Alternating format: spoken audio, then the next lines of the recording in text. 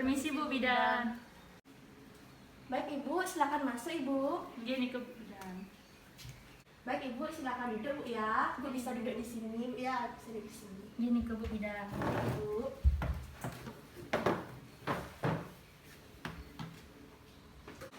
Ada yang bisa saya bantu nih ke Ibu?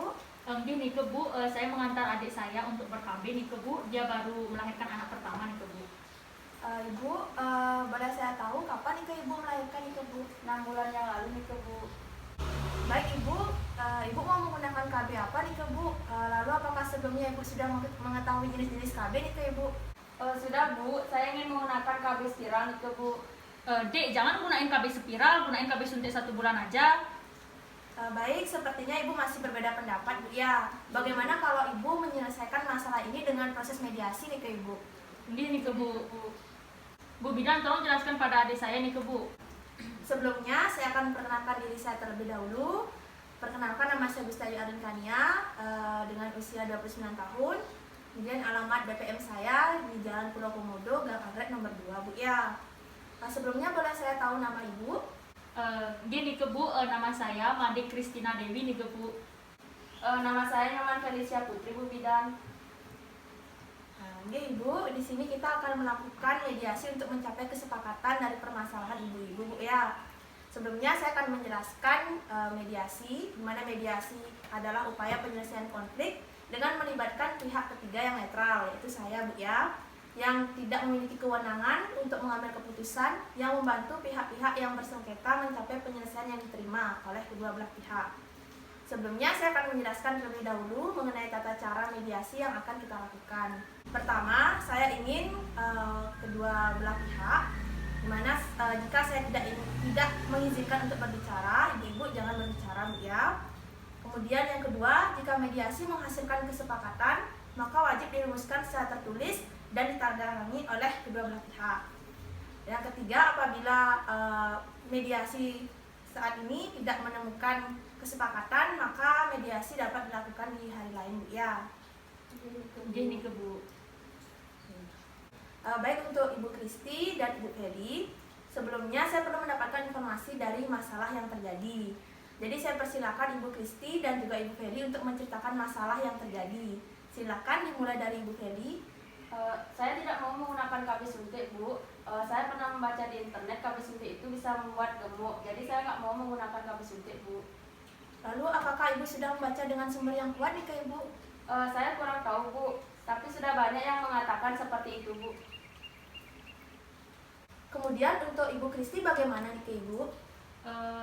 Saya ingin adik saya menggunakan KB suntik nih ke Bu, KB suntik 1 bulan. Karena sebelumnya saya sudah pernah menggunakan KB spiral nih ke Bu. Tapi saya kebobolan, saya hamil lagi nih ke Bu. Lalu apakah saat Ibu menggunakan KB spiral, apakah Ibu menemukan masalah lain nih ke Ibu? Untuk masalah lainnya tidak ada nih ke Bu. Lalu saat ini Ibu menggunakan KB apa nih ke Ibu? Saat ini saya menggunakan KB suntik 1 bulan nih ke Bu. Enggak seperti yang dikatakan si Feli, saya enggak juga kegemukan nih ke Bu. Baik Bu Kristi, lalu untuk Bu Feli, suaminya menyarankan menggunakan KB apa nih ke Ibu? Suami saya menyerahkan semuanya kepada saya nih ke Bu. Oh begitu, baik Ibu. Baik Ibu-ibu, dari permasalahan Ibu-ibu tersebut, saya dapat menarik beberapa permasalahan utama. Yang pertama yaitu Ibu Kristi ingin agar adiknya menggunakan KB suntik Bu ya, karena Ibu sudah memiliki pengalaman menggunakan KB spiral yang bisa menyebabkan kebobolan. Kemudian yang kedua, Ibu Feli ingin menggunakan KB spiral karena tahu dari sumber internet bahwa KB suntik itu memiliki dampak yang membuat Ibu gemuk. Lalu ibu-ibu ingin membahas topik yang mana terlebih dahulu Bu? Dari Ibu Feli ingin membahas apa nih ke Ibu? Intinya saya ingin menggunakan KB spiral nih ke Bu. Pokoknya dia harus menggunakan KB suntik nih ke Bu. Baik, tenang ya ibu-ibu. Begini, saya akan jelaskan. Tidak semua KB spiral itu akan menyebabkan kebobolan nih ke Ibu. Itu tergantung dengan pemasangannya. Lalu tidak semua juga KB suntik itu akan menyebabkan kegemukan, karena itu dari penggunanya saja, tergantung dari sistem imun dari Ibu. Bu Bidan, saya ingin bertanya, sudah pasti nih ke Bu kalau menggunakan KB spiral itu tidak akan menjadi kebobolan ke Bu? Baik, begini Ibu, jika pemasangannya benar, maka tidak akan terjadi hal itu nih ke Bu. Sedangkan KB suntik juga bisa kebobolan ke Ibu apabila Ibu Feli lupa dengan jadwal KB-nya Bu. Sedangkan KB spiral kan bisa bertahan 5 tahun nih ke Ibu dan bisa dilepas ketika Ibu ingin hamil lagi. Gini ke Bu, kalau begitu saya serahkan pada adik saya untuk memilih menggunakan KB apa nih ke Bu. Baik Ibu Feli, Ibu Kristi sudah memberikan hak kepada Ibu untuk memilih menggunakan KB apa. Ibu Feli ingin menggunakan hak KB apa nih ke Ibu? Saya ingin menggunakan KB spiral nih ke Bu.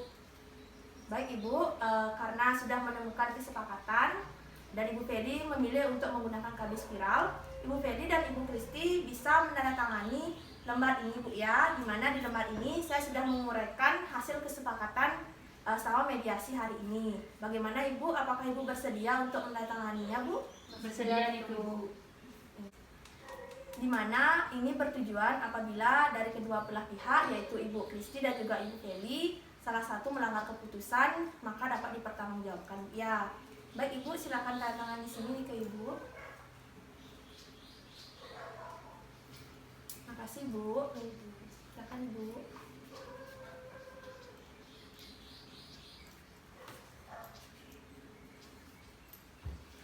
Baik, sudah ya Ibu. Baik Ibu, untuk mediasi kali ini sudah mencapai kesepakatan Bu ya.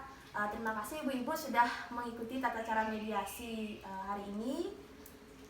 Sekarang saya akan memasangkan KB, yaitu KB spiral pada Ibu Feli Bu ya. Ibu, gini ke Bu.